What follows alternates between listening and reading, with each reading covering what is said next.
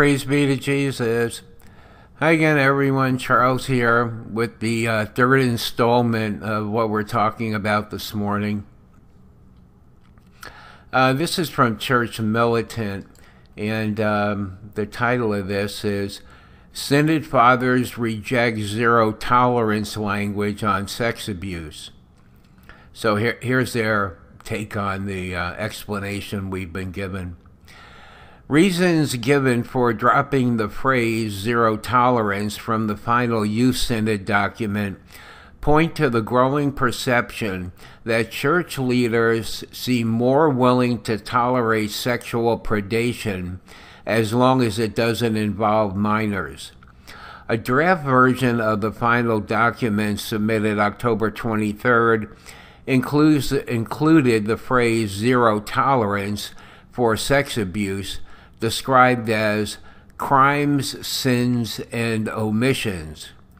Synod Fathers responded with multiple proposed revisions, a number arguing against the zero tolerance language.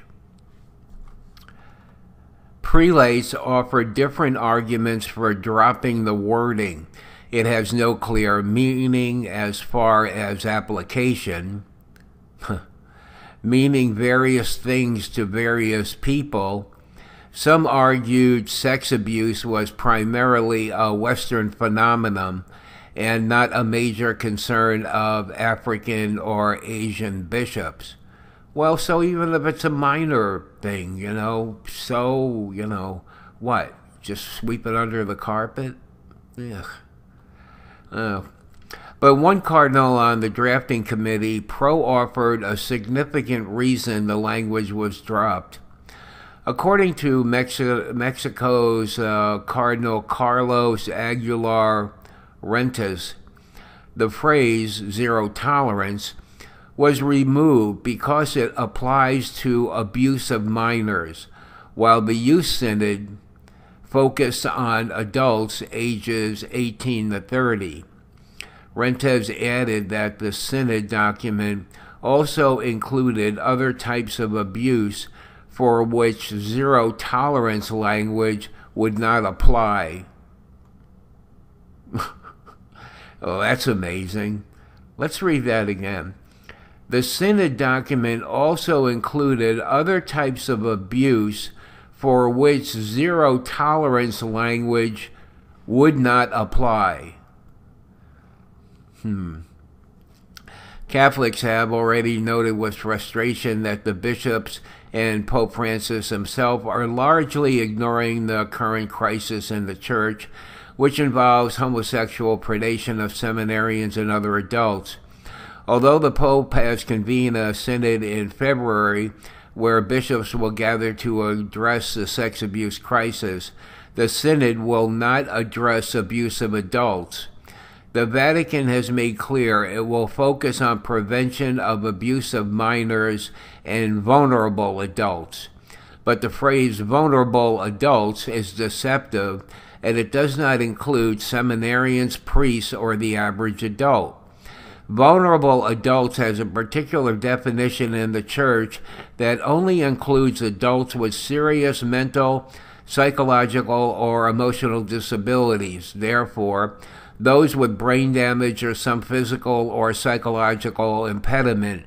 In other words, adults who are the functional equivalent of minors. Former Cardinal Theodore McCarrick. Let's see here if there's something else. Give me a minute here.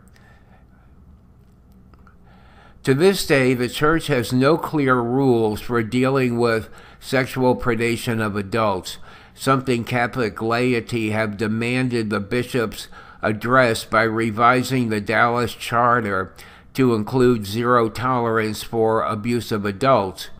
The Pope and bishops, however, have largely ignored these pleas, instead opting to focus only on minors. So let's stop right there. So they don't want to focus on adults. Well, so what? A priest who practices homosexuality with another adult can remain in ministry? There's nothing to be concerned about there? I don't get that. I mean, that seems to be exactly what is going on here. Right, and then in big letters it says, to this day, the church has no clear rules for dealing with sexual predation of adults. Oh, here we go.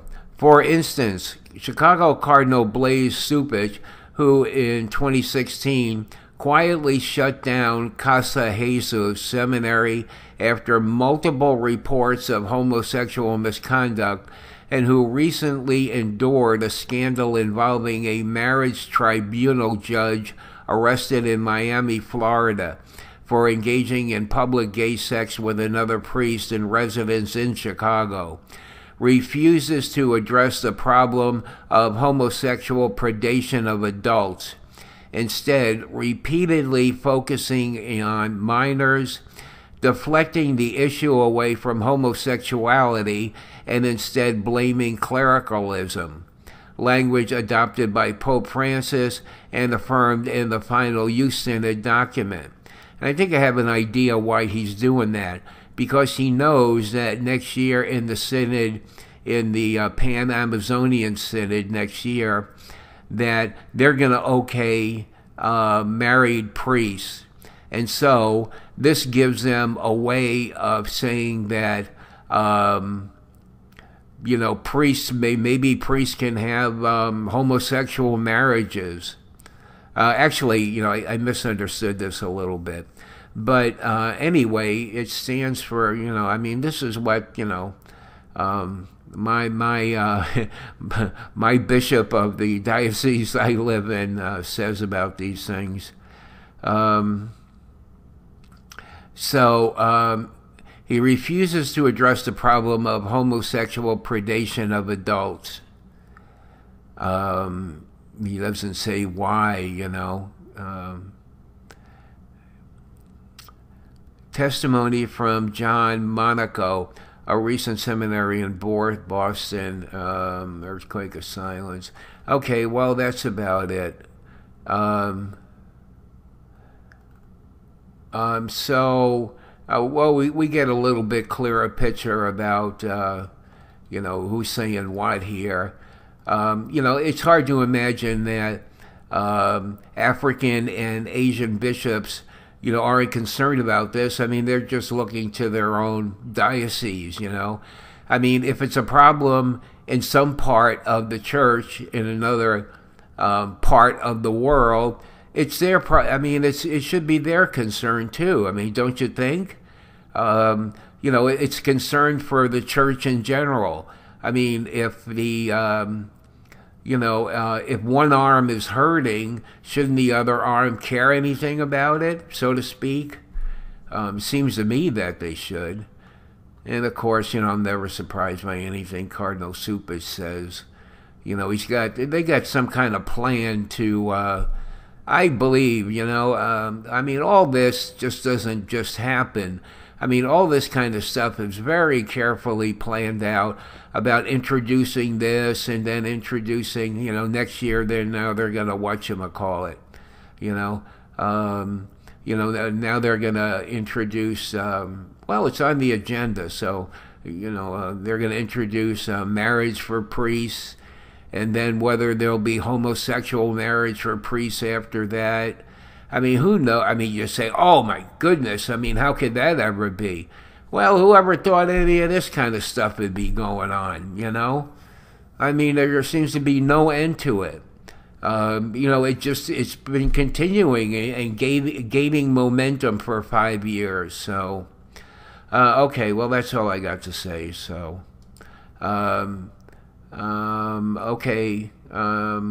All right, well, there's one other thing I was going to say. I did say that I was going to stop posting prayers because I make the videos longer, and it takes me more time to construct it and more time to upload it, you know. So I think what I'm going to do is, see, this video is approaching 10 minutes now, so I'm not going to put a prayer on here. I think for the shorter videos that I make, I'll still put the prayer, though. So I think, some of the short ones will have prayers, the longer ones may not, unless I have, unless it's a, slow day or something. I'll just have to feel my way out. But if there's not a prayer at the end of the video, it doesn't mean that I'm not going to do it anymore. The prayers will be on some and not others, is the way I'm thinking right now. Okay, enjoy your day. Bye.